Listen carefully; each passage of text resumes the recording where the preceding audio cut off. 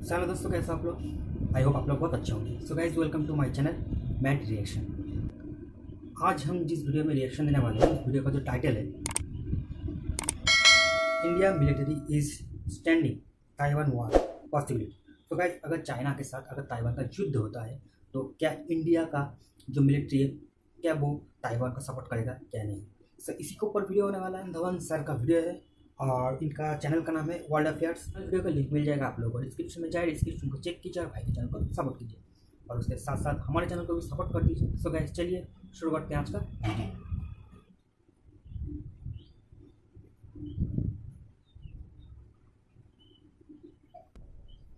So guys, video देखेंगे उसके बीच बीच में हम वर्ल्ड अफेयर्स रिएक्शन है भी वो देते प्रशांत रहेंगे। धवन। और नाउ अगर आप रिसेंटली लोगों को यूएस ऐसे टाइप मीडिया का ने बड़ा क्लेम वीडियो किया अच्छा है लगता उनके है तो हिसाब गाइस से प्लीज इंडिया प्लीज ने आप लोग इस प्लीज बात चैनल को को लेकर सपोर्ट कीजिए। स्टडी करनी स्टार्ट कर दी है। They have started preparing. Indian military ने स्टडी करने स्टार्ट कर दिए हैं अपने ऑप्शंस के। जब चाइना अटैक करेगा ताइवान पर, जब ये वॉर एक्चुअली में स्टार्ट हो जाएगी, तब हमारे पास क्या ऑप्शंस रहेंगे, यूएस जापान क्या करेगा, दुनिया क्या हमसे एक्सपेक्ट करेगी, दुनिया क्या चाहेगी कि इंडिया कैसे रिएक्ट करे, हमारे पास क्या क्या लिमिटेशंस होगी, इस सब के बारे में एक प्रॉपर स्टडी स्टार्ट हो चुकी है। तो इस वीडियो में हम डिस्कस करेंगे कि यूएस मीडिया का क्या कहना है इसके बारे में, और साथ ही साथ हम ये भी जानेंगे कि बाकी कंट्रीज जैसे कि जापान, यूएसए के क्या कंटिजेंसी प्लान है जब चाइना इवेंचुअली अटैक करेगा ताइवान को। क्योंकि मैं आपको एक उदाहरण देता हूं, यहां पर यह अज्यूम मत कर लेना कि कंट्रीज ने अभी से प्लान बनाने स्टार्ट कर दिए हैं कि चाइना अटैक करेगा ताइवान को। देखिए, गट फीलिंग की अगर मैं बात करूं ना कि इंट्यूशन क्या कह रही है, तो बहुत ज्यादा स्ट्रॉन्ग चांसेस हैं कि 2024-25 में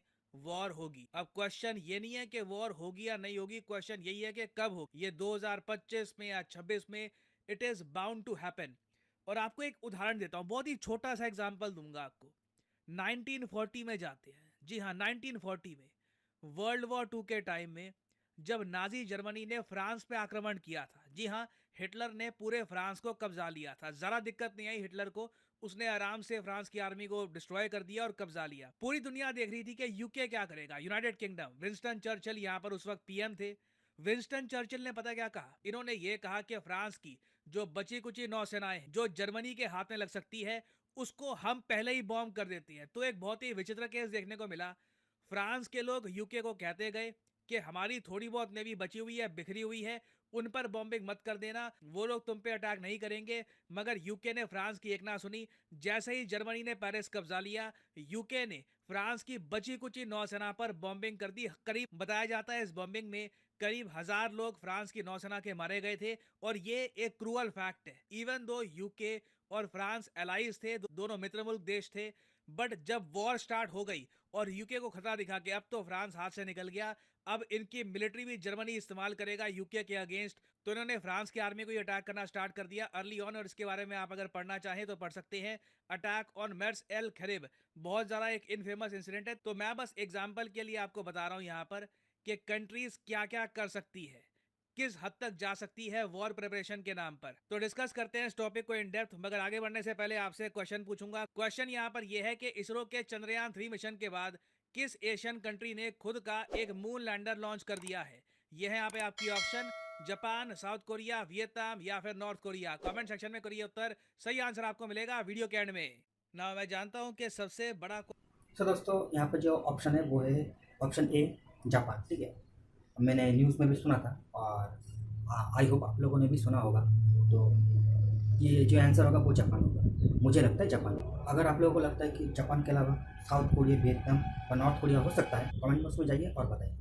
क्वेश्चन आपके माइंड में ये आएगा कि जो मीडिया रिपोर्ट कर रहा है उसके हिसाब से इंडिया का रिस्पांस क्या होगा। क्या इंडिया कुछ वॉरशिप्स भेजेगा ताइवान की रक्षा करने के लिए, कुछ हम करेंगे। देखिए, आपको ये सुन के थोड़ी सी डिसअपॉइंटमेंट होगी, मगर प्रिडोमिनेटली इंडिया का दोस्तों, मुझे जहाँ तक लगता है कि इंडिया न्यूट्रल रहेगा। ठीक है, क्योंकि देखिए, हम वर्ल्ड का सबसे फास्टेस्ट ग्रोइंग इकोनॉमी है और इंडिया कभी भी नहीं चाहेगा कि किसी वार पे हम कूद जाएं और हमारे जो अर्थव्यवस्था है उस पर कुछ थोड़ा सा भी हानि पहुंचे। तो मुझे जहाँ तक लगता है कि इंडिया न्यूट्रली रहेगा, ताइवान को हेल्प जरूर करेगा, जैसे कि एड देकर जो खाद्य सामग्री होते हैं, चावल, गेहूँ और मेडिसिन हो गया, ये सब चीज़ों को देकर इंडिया हेल्प जरूर करेगा। मगर मुझे जहाँ तक लगता है कि वॉर पे इंडिया नहीं कूदेगा। आप लोगों का क्या राय है, कमेंट में बता सकते हैं। मेन फोकस ये रहने वाला है कि अगर वॉर शॉर्ट होती है, मान लीजिए दो चीजें हो सकती है, ठीक है, या तो चाइना एक क्विक अटैक करेगा और 2-3 दिन में ही पूरे ताइवान को कब्जा लेगा, किसी को कुछ करने का मौका ही नहीं मिलेगा, या तो मान लीजिए कि चाइना एक अटैक करता है और ताइवान की फोर्सेस उस अटैक को रिपेल कर देती है और फिर एक शॉर्ट वॉरफेयर होती है कि कुछ दिन तक लड़ाई करी, मैक्सिमम 2-3 हफ्ते तक, और उसके बाद मामला ठंडा हो गया, चाइना की जो मिलिट्री है ये वापस चली जाती है। तो उस केस में ना देखो, ये बताया जा रहा है कि स्ट्रॉन्ग स्टेटमेंट्स इंडिया की तरफ से कि चाइना अग्रेसर है, हम इसकी निंदा करते हैं, उसमें भी लेवल्स, पहले तो लेवल 1 निंदा, फिर कड़ी निंदा, फिर बहुत सारी निंदा। तो ये हम लोग करेंगे इनिशियली, स्ट्रॉन्ग स्टेटमेंट्स जाएंगी इंडिया की तरफ से अगर जाना भी चाहिए। वॉर शॉर्ट होती है, in case the war is short. मगर अल्टीमेटली एक बात यहाँ पर मेंशन करी गई है कि अगर जैसे रशिया यूक्रेन की वॉर, आज के समय कितने दिन हो गए रशिया यूक्रेन वॉर को, अभी जब मैं वीडियो रिकॉर्ड कर रहा हूँ तो 562 डेज हो गए। आप इमेजिन कर सकते हैं 562 डेज हो गए हैं। 562 डे, भाई साहब 1 साल से भी ऊपर हो गया, अभी तक रशिया और यूक्रेन का वॉर अभी तक खत्म नहीं हुआ। समझ सकते हो आप लोग? ये वॉर खत्म होने को नहीं आ रही।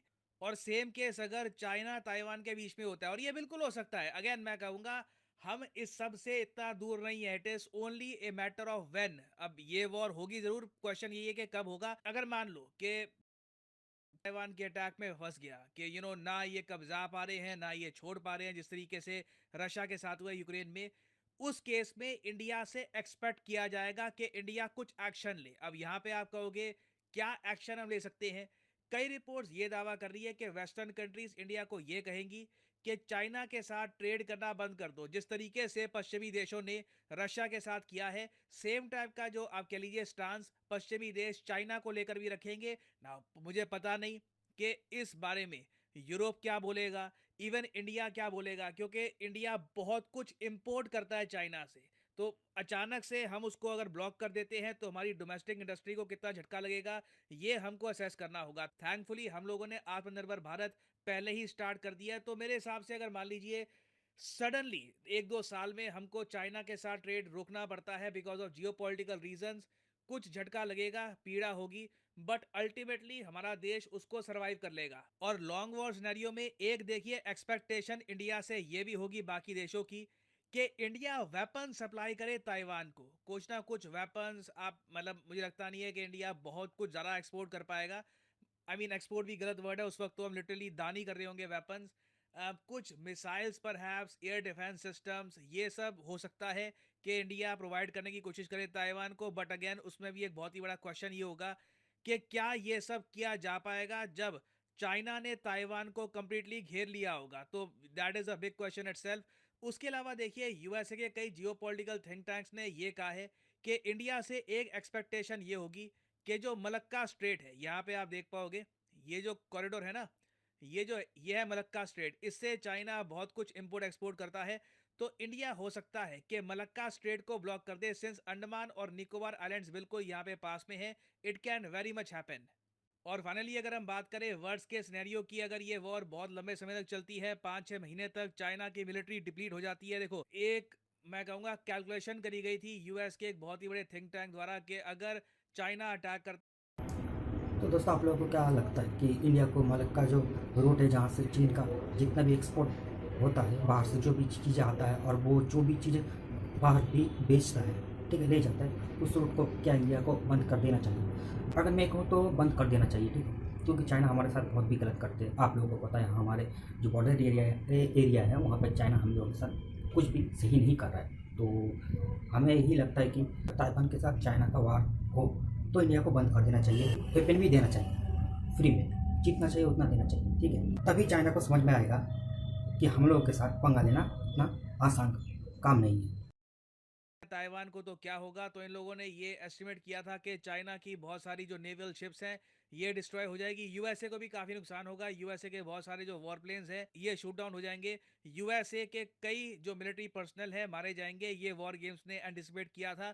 उस केस में बिल्कुल मैं कहूंगा कि लाइन ऑफ एक्चुअल कंट्रोल का जो स्टेटस को है इसको इंडिया छेड़ सकता है। बिल्कुल उस केस में इंडिया के पास एक ऑप्शन होगा कि जो हमारा अक्साई चेन चाइना ने कब्जा रखा है इसे हम रिक्लेम करने की कोशिश करें। That can very much happen. और अगेन मैं यहाँ पर ये कहूंगा, ये सब सिनेरियो अब ऐसा नहीं है कि कब होगा 2050-60 में, नहीं। ये और हाँ दोस्तों, मैं यहाँ पर एक बात कहना चाहता हूँ, जब चाइना का ताइवान के साथ युद्ध होगा तब हमको, जो चाइना ने हमारा कश्मीर चीज को कब्जा के रखा है, ठीक है, अगर ताइवान के साथ युद्ध होता है, ठीक, तो हमारी इंडियन आर्मी को ये करना चाहिए कि जो हमारा अक्सर चीन चाइना ने कब्जा के रखा है उसको छुड़ाने का कोशिश की जाए, और हमारे जो आर्मी है उसको खुली छूट दे देना चाहिए, ठीक है, और अक्सर चीन लेकर आओ। तो गाइस, ये तो डेफिनेटली करना चाहिए, जहाँ तक मुझे लगता है।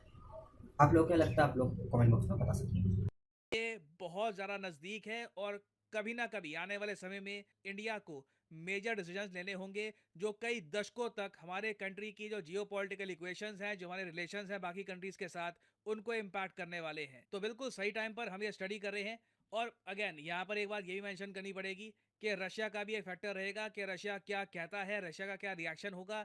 जब इंडिया ताइवान को वेपन्स प्रोवाइड कर रहा होगा तो इसकी प्लानिंग करना, पहले से ही सिनेरियोस कैलकुलेट करना, ये बहुत ही ज़्यादा इंपॉर्टेंट है। और फाइनली वापस आते हैं क्वेश्चन की तरफ कि चंद्रयान 3 मिशन के बाद किस एशियन कंट्री ने खुद का मून लैंडर लैंड करने की कोशिश स्टार्ट कर दी है। तो सही उत्तर यहाँ पे है ऑप्शन ए, जापान। यहाँ पे आप देख पाएंगे रेवोल्यूशनरी सैटेलाइट जापान का जो मून स्नाइपर है ये अब रवाना हो चुका है मून की तरफ, और देखना होगा कि क्या जापान एक प्रॉपर लैंडिंग कर पाएगा मून पर या फिर नहीं।